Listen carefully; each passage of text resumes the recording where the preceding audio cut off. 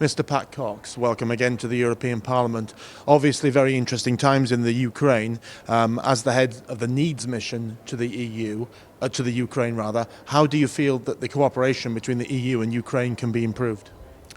Well, the mission that I have the privilege to lead is a parliamentary mission based on a memorandum of understanding signed respectively for the European Parliament by President Schulz and by Speaker Groisman in Kiev.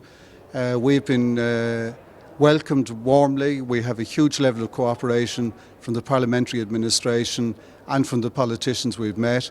We have an ambitious agenda to look at their procedures, their structures, their systems, their rules, their working methods, and to make a number of recommendations to them in a written report which we will present to both parliaments sometime early next year.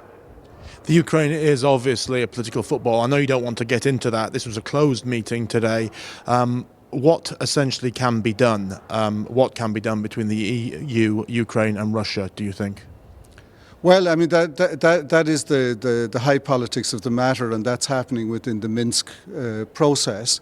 I think an important element which will have significant political implications are the elections scheduled for this weekend, the municipal elections.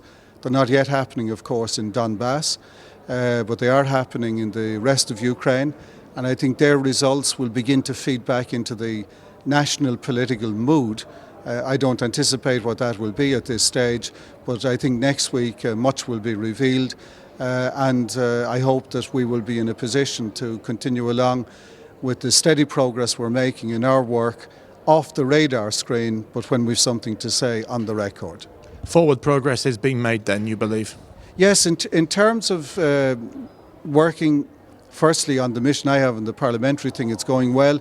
I think the Minsk process finally, the worst of the shooting has stopped for the moment, I hope for good.